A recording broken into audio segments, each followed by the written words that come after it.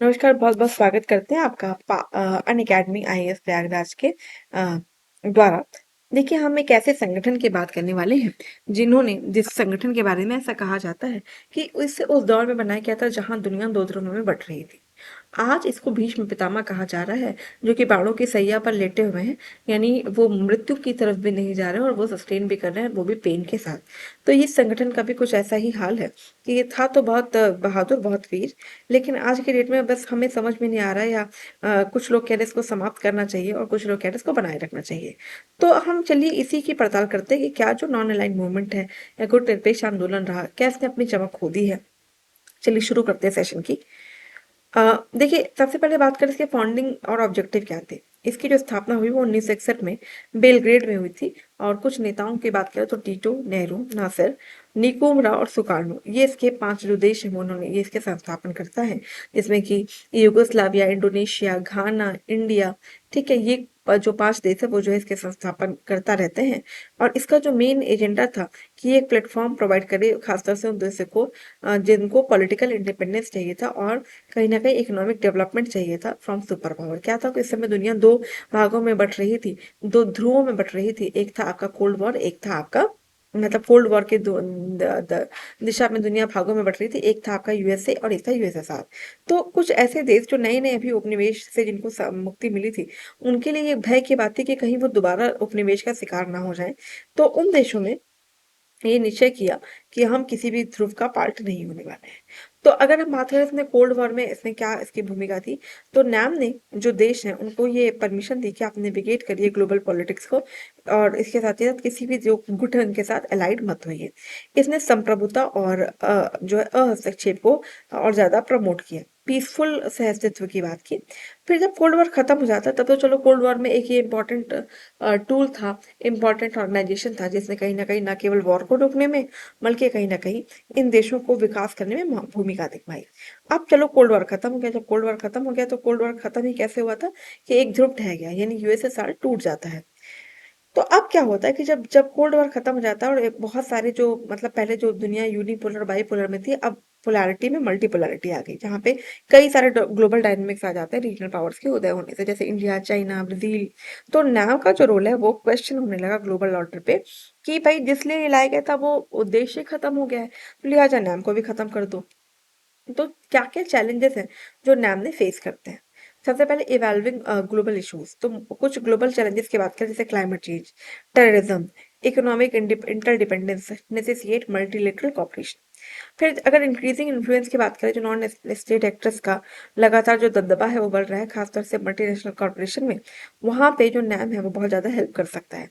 इसके बाद relevance and cohesion maintain करने में भी नैम का योगदान है क्योंकि जो नैम है वो स्ट्रगल करता है ताकि वो रिलेवेंट और कोहेसिव बना रहे पोस्ट कोल्ड वॉर वर्ल्ड में। तो क्या कहते हैं जितने भी 120 डाइवर्स मेंबर स्टेट्स हैं वो एक यूनिफाइड एजेंडा तय करते हैं मतलब तय नहीं कर पा रहे हैं जहाँ क्योंकि जितने भी देश हैं उनका अलग अलग पॉलिटिकल सिस्टम है, अलग अलग लेवल पर वहाँ पे डेवलपमेंट के पैमाने तो अभी हमारे पास कोई भी आका नहीं है। अगर रीजनल ऑर्गेनाइजेशन की बात करें तो रीजनल ऑर्गेनाइजेशन यानी जो क्षेत्रीय संगठन है उन्होंने भी नैम की शीन लूज करने में भूमिका निभाई। जैसे बात करें संघाई कॉपरेशन ऑर्गेनाइजेशन, आसियान, ब्रिक्स, तो ये बहुत ज़्यादा टारगेटेड ऑर्गेनाइजेशन बने जिसका मेन एजेंडा ही यही था कि किसी तरीके से भी हम आर्थिक, सामाजिक, राजनीतिक विकास की तरफ बढ़े। तो नैम जो एक आदर्श को प्रस्तुत करता है, आदर्श से इतर ये जो संगठन बने इन्होंने प्रैक्टिकैलिटी को प्रमोट किया, यथार्थवाद को प्रमोट किया है। अब बात करें कैसे हम मेंटेन करें या एनहांस करें जो नाम का रिलेवेंस है, तो सबसे पहले क्या करना होगा इक्विटेबल ग्लोबल गवर्नेंस। नाम एक क्रूशियल रोल प्ले कर सकता है जहाँ पे एक समताकारी और समावेशी समाज की स्थापना हो सके। साथ ही साथ यहाँ पे ये जो नाम है वो एडवोकेट करता है रिफॉर्म्स में, खासतौर से यूनाइटेड नेशन के रिफॉर्म में ये अपना रोल प्ले कर रहे हैं, अपनी बात कर रहे हैं कि जो है ग्लोबल गवर्नेंस में नाम का जो रोल है वो बढ़े। फिर साउथ साउथ कोऑपरेशन यानी दक्षिण दक्षिणी जो देश हैं तो वो देश मतलब देखा जाए तो सबके लगभग कॉमन ही प्रॉब्लम है जैसे बॉर्डर इशू हो गया या वो टेररिज्म इशू हो गया या टेक्नोलॉजी का प्रॉब्लम है क्योंकि सबके पास जो है आधुनिक तकनीकी नहीं। तो यहाँ पे जो दक्षिण के देश है उनमें सहयोग बढ़ाने में भी नाम का योगदान हो सकता है। कई सारे ग्लोबल चैलेंजेस हैं जो किसी एक देश के नहीं सबके हैं, जैसे क्लाइमेट चेंज, जैसे सस्टेनेबल डेवलपमेंट या जैसे कोविड जैसे पेंडेमिक, वहां पे भी नाम अपनी जो आवाज है इसको बुलंद कर सकता है।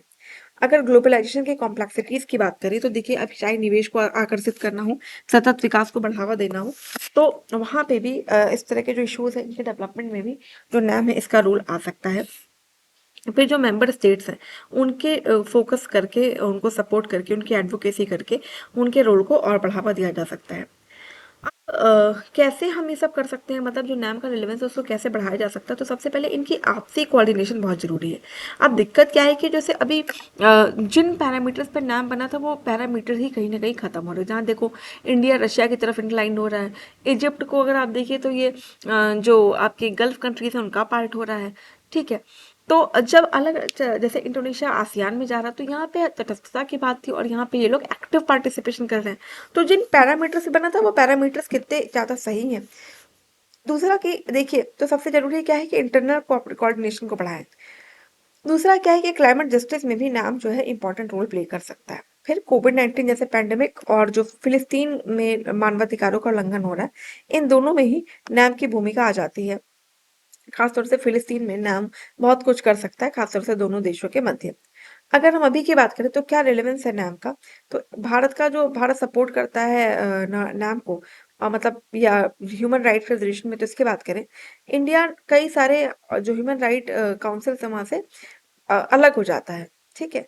और इट्स जो ये तीन रेजोल्यूशन है that criticise Israel from human right violation against Palestinians, condemned Israel's occupation of the Syrian Golan and advocated Palestinian self-determination। इसके साथ बात करें इकोनॉमिक कॉपरेशन की, तो नाम ने फैसिलिटेट किया कई सारे economic cooperation among its member state, जैसे south south cooperation, Indo Africa forum summit, ये सब कुछ इसके भाग हैं। फिर अडेप्टेबिलिटी एंड कंटिन्यूइंग रिलेवेंस की बात करी जाए